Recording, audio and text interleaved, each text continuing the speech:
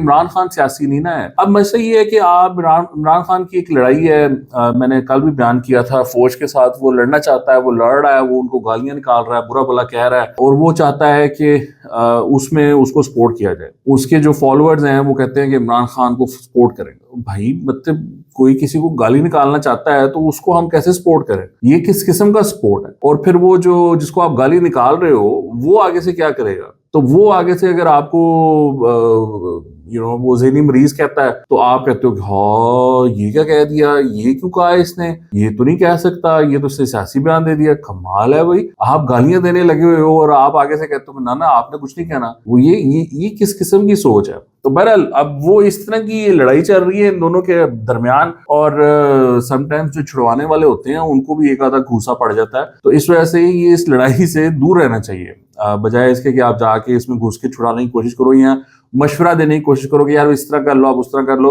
It means nothing.